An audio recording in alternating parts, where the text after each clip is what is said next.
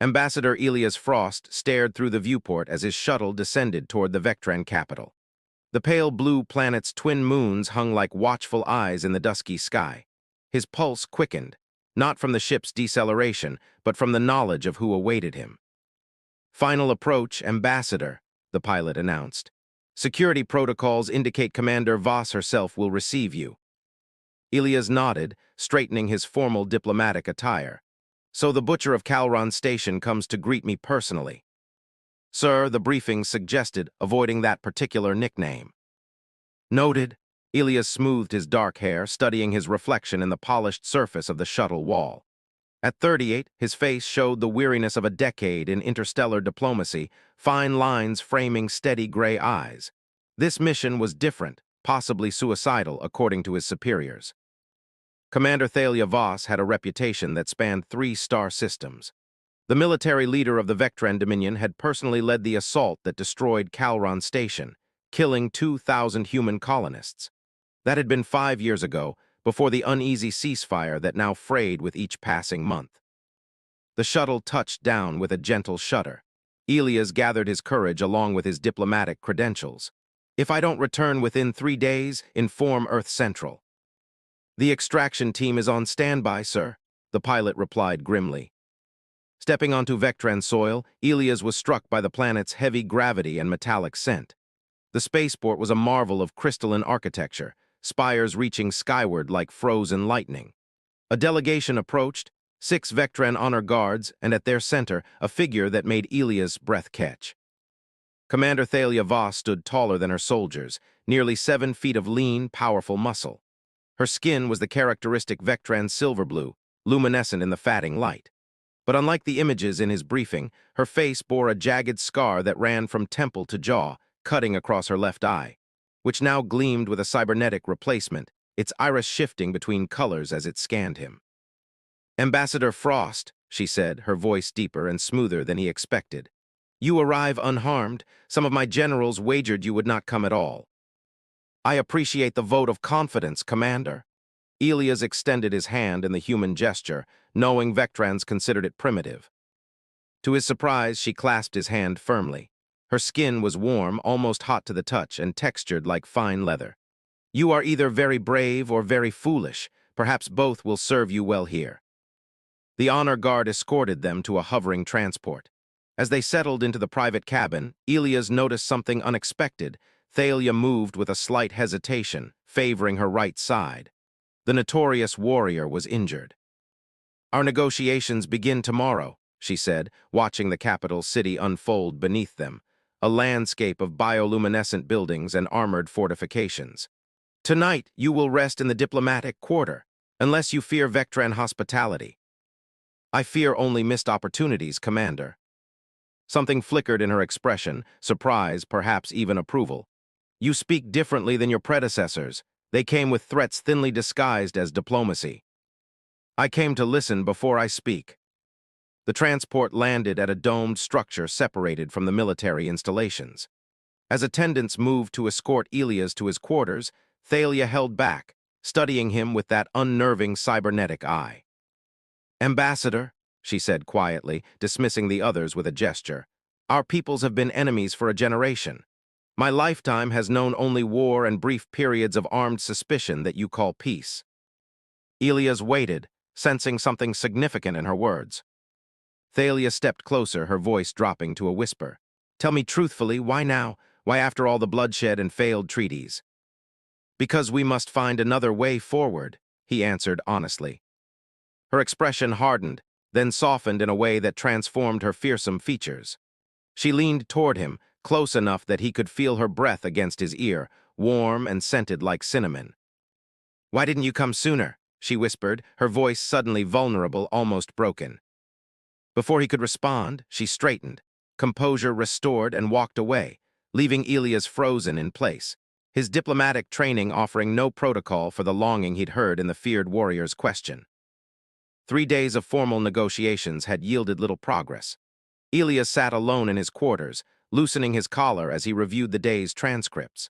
The Vectran demands remained unyielding: complete human withdrawal from the Thesha asteroid belt, reparations for border incursions, recognition of their sovereignty over the contested Novan colonies. A soft chime interrupted his thoughts. "Ambassador Frost," Commander Thalia's voice filled the room. "Would you join me unofficially?"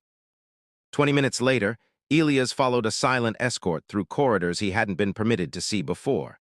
They arrived at what appeared to be personal quarters, far more modest than he expected for Vectra's military leader. Thalia greeted him without her ceremonial armor, dressed instead in a simple tunic that revealed more of her silver-blue skin. Without the imposing shoulder plates and tactical gear, she appeared almost slender, though still towering over him. "You look surprised," she said, gesturing toward a sitting area where a dark liquid steamed in 2 glasses. "I expected something more." "Intimidating?" A smile tugged at the corner of her mouth. "My public quarters serve that purpose. This is where I actually live." The room contained few possessions.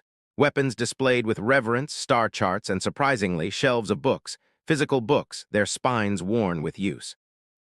"Vectran stimulant," she explained, offering one of the glasses. "Non-toxic to humans, though it may make you more alert than you wish to be." Elias accepted it cautiously. "Is this how you typically conduct diplomacy, Commander?" "No," she sat across from him, her cybernetic eye dimming to match her natural one. "This is how I speak to those I wish to understand." The drink was bitter but warming. As it spread through his chest, Elias felt a pleasant clarity sharpening his thoughts. "Your question from our first meeting," he ventured. "Why didn't we come sooner? What did you mean?" Thalia was silent for a long moment. Then she stood and approached a wall panel, touching it lightly. The wall became transparent, revealing a breathtaking view of the Vectran capital at night. "Do you see those empty districts?" She pointed to dark sections between the gleaming towers. "Once, our cities were full, before the resource wars, before the human colonies expanded into our territory. The official history says your people attacked first," Elias noted carefully. "History is written by those who can afford to transmit it across star systems." She turned to him, her expression unreadable. 20 years ago, I was not a commander but a scientist. I studied xenobiology, human biology specifically." This revelation stunned him. Nothing in his briefings had mentioned this. "I advocated for direct contact, cultural exchange instead of military posturing." Her voice hardened. "For that, I was branded naive until Calron Station." Elias tensed at the mention. 2,000 civilians died there. "And 30,000 Vectrans on Meridian Colony when your fleet retaliated," she countered, but without anger. She touched her scarred face. "I led that mission because I understood human tactics, not because I wanted to." "You're saying you were forced." Thalia approached him slowly. "I'm saying we've all become what our governments needed us to be, weapons rather than bridges." She sat beside him now, close enough that he could see the subtle patterns in her skin, like swirls of silver beneath the surface. "My question," she said softly, "was personal.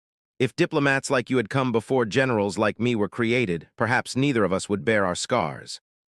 Something shifted in the space between them. Elias found himself reaching toward her face before he could consider the impropriety. She didn't pull away as his fingers lightly traced the edge of her scar. "Some scars can heal," he said hoarsely. "And some transform us." Her hand caught his, her skin radiating heat against his palm. For a breathless moment, the galaxy beyond them seemed to disappear. The moment broke when her communication device chimed insistently. Duty called them both back to their roles, but as Elias left her quarters, the memory of her touch lingered like a promise neither had dared to speak aloud. "Ambassador Frost's proposal is inadequate." Admiral Kren's holographic figure loomed large in the negotiation chamber. "The human delegation offers words while their ships gather at our borders." Elias maintained his composure despite the accusation. "Those ships are a scheduled patrol rotation, documented in last year's security agreement." The Vectran Council chamber hummed with tension. For 2 weeks, they had circled the same issues without resolution. Today's session had devolved quickly, with the military faction of the Vectran leadership growing increasingly hostile. Throughout it all, Commander Thalia had remained uncharacteristically quiet, watching Elias with an intensity that made his skin warm whenever their eyes met. "Perhaps," Admiral Kren continued, "the commander's judgment is compromised by her frequent private meetings with the ambassador, The chamber fell silent. Elias felt a cold weight settle in his stomach. Thalia rose slowly, her cybernetic eye flaring bright.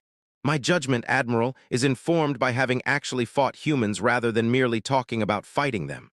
Her voice carried the dangerous edge Elias had heard described, but rarely witnessed. I know the cost of war better than most in this room. Then you should know appeasement only delays the inevitable, another counselor interjected. Enough, Thalia's command silenced the room. We will recess until tomorrow. I would speak with the ambassador alone. As the council members filed out, throwing suspicious glances behind them, Elias remained seated, tension building in his shoulders. When they were alone, Thalia approached, her expression unreadable. Walk with me, she said simply. They exited through a private doorway that led to a secluded garden, an unexpected oasis of tranquility within the military complex. Bioluminescent plants cast soft blue light across stone pathways. I didn't know Vectrans cultivated gardens, Elias remarked, desperate to break the silence between them. Another misconception. We value beauty, Ambassador. We simply define it differently than humans do. She stopped beside a reflecting pool where liquid metal swirled in hypnotic patterns. The negotiations are failing. They don't have to. My military council has already drafted invasion plans for the Novan system, she said bluntly. They wait only for my authorization. Elias stepped closer, and will you give it? Once I would have, she turned to face him fully. Now I find myself hesitating. Because it's wrong, or because of what's happening between us? The directness of his question surprised them both. Weeks of careful diplomatic language had created a barrier he suddenly couldn't tolerate. Both, she admitted, her voice barely audible. I told myself these meetings were strategic, learning my enemy's mind. Is that all I am to you, an enemy? Thalia's hand rose to touch his face, mirroring his gesture from days before. You should be. It would be simpler if you were. The garden's blue light reflected in her eyes, both the natural and the artificial, as she studied him with unmistakable longing. Nothing about this is simple, Elias whispered. The distance between them vanished as Thalia leaned down, pressing her lips to his with surprising gentleness. What began as tentative exploration quickly blazed into something desperate and hungry. Her skin burned against his, her powerful arms encircling him with a strength that could have been threatening, but instead felt like sanctuary. When they finally separated, breathless, Elias knew they had crossed a line that could never be redrawn. This changes everything, he said.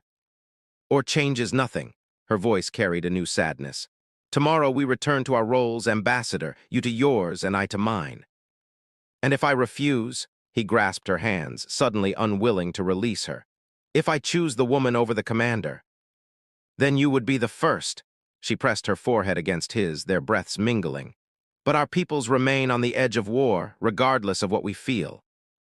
As night descended fully over the garden, they remained entwined in each other's arms, stealing time they didn't have, creating memories of what could have been in another life under different stars. Recall him immediately.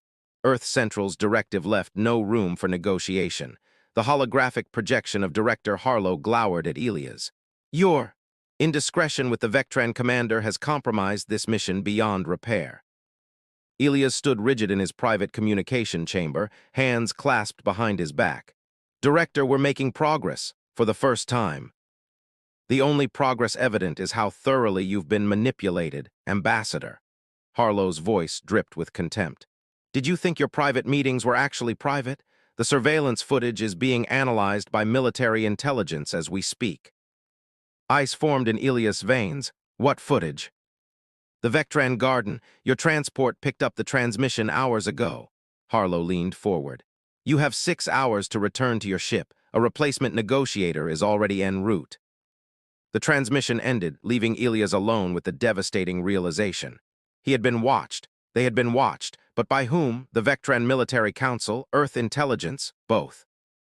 A sudden commotion outside his quarters drew his attention. He opened the door to find his security detail in a standoff with Vectran soldiers. Ambassador, his chief of security called. We need to evacuate now. The commander has been detained. Detained by whom? Her own people. There's been some kind of coup attempt. Elias pushed past them despite their protests. Where is she?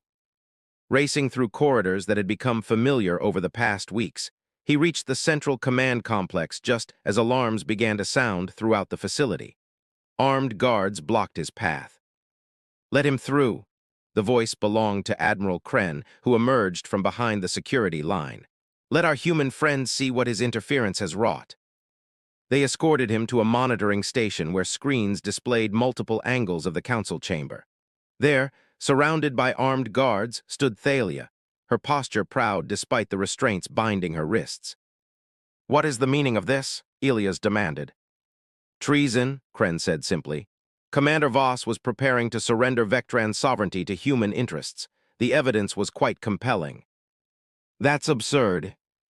Is it? Kren displayed a document on the nearest screen, a peace proposal drafted in Elias' hand, with terms far more favorable to Earth than anything publicly discussed. This was found in her private quarters. Elias felt sick. It was a preliminary draft he had prepared weeks ago before he truly understood the Vectran position, before he understood Thalia. This proves nothing. It was discarded, never even presented. Yet she kept it. Kren's expression hardened. Your transport leaves within the hour, Ambassador. I suggest you be on it. The commander's fate will be decided by Vectran justice. I demand to speak with her. Denied. As guards moved to escort him out, Elias locked eyes with Thalia through the monitor. Even across the digital divide, he could read her expression perfectly. Go. Live. Remember. He was physically removed from the complex, his protests ignored. As his shuttle lifted from Vectran soil, he watched the silver-blue planet recede, taking with it the woman who had somehow become essential to him. Back on the transport ship, Earth's transmission was waiting. Mission terminated. Return for debriefing. Further contact with Vectran leadership is expressly forbidden. Alone in his quarters, Elias stared at the stars streaking past as they accelerated toward Earth. His diplomatic career was over. The woman he loved faced execution for treason, and two civilizations edged closer to a war that would devastate both. Unless he could find a way back. 3 months later, alarms blared throughout Vectran's central command. Unidentified vessel approaching restricted airspace, the automated system announced. Human configuration detected. Admiral Kren, now acting commander of Vectran forces, strode into the control center. Intercept and disable.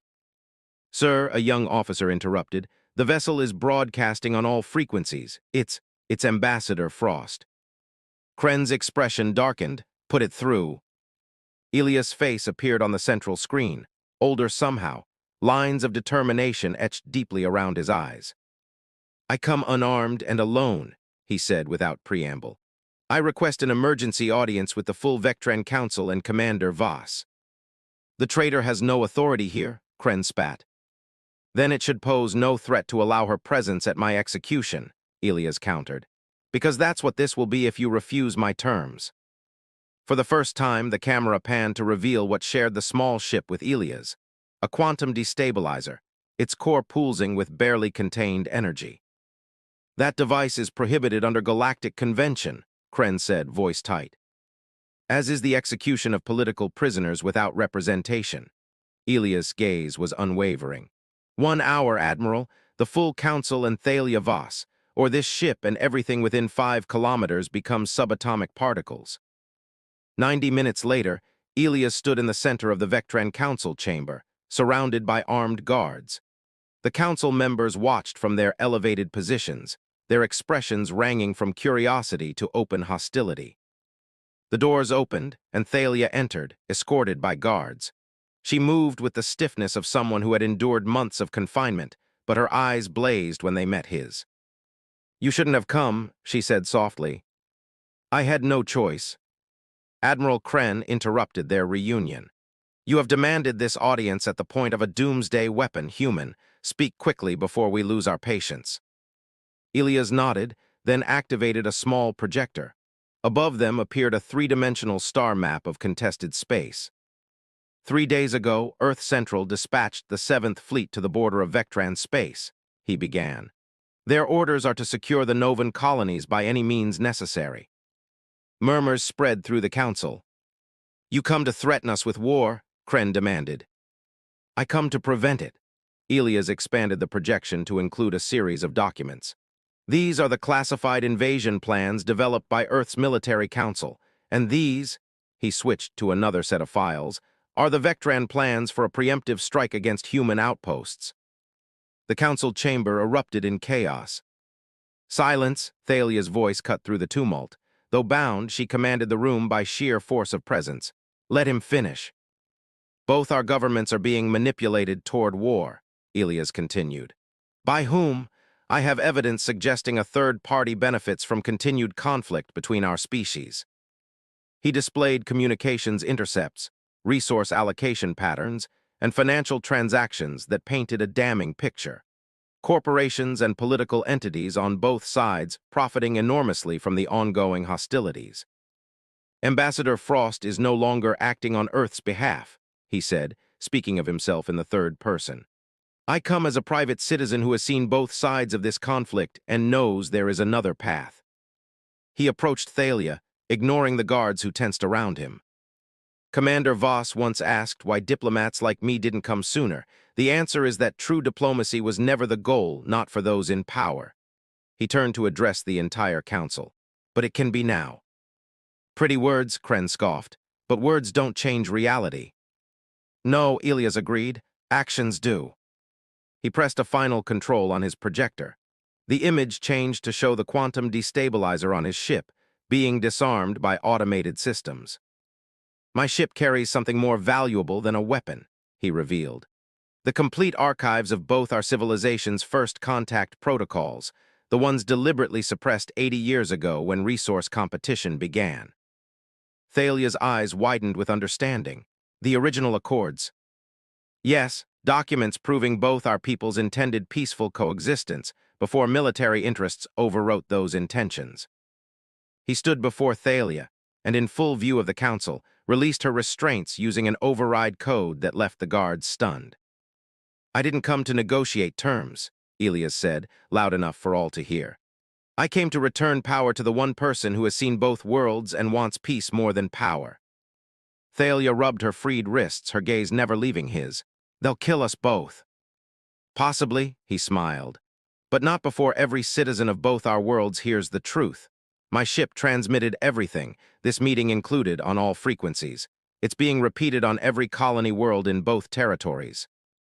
The council erupted again, this time in panic.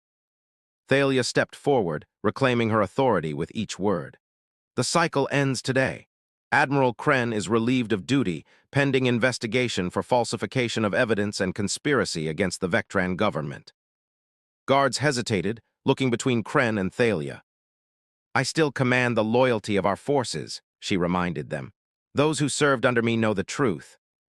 As if in confirmation, the chamber doors opened, revealing dozens of Vectran officers, Thalia's former command staff, who entered and stood at attention. Ambassador Frost didn't come to surrender, she announced. He came to forge a new beginning. Hours later, as emergency communications flowed between Earth and Vectra, Elias and Thalia stood alone on a balcony overlooking the capital city. Lights bloomed across districts that had been dark during his first visit. The restoration zones, Thalia explained, following his gaze, where we're rebuilding what was lost. Elias took her hand, marveling at how natural it felt now. It won't be easy. There are centuries of distrust to overcome. And powerful interests invested in maintaining that distrust, she agreed. But now we have something they don't. What's that? She turned to him, her cybernetic eye glinting in the starlight. A bridge between worlds. As she leaned down to kiss him, Elias realized the truth in her words. Their unexpected connection had become something larger than either of them. A symbol of what was possible when ancient enemies chose to see each other not as threats, but as possibilities. Under the light of Vectra's twin moons, they began to imagine a future neither had dared to hope for, one they would build together across the stars.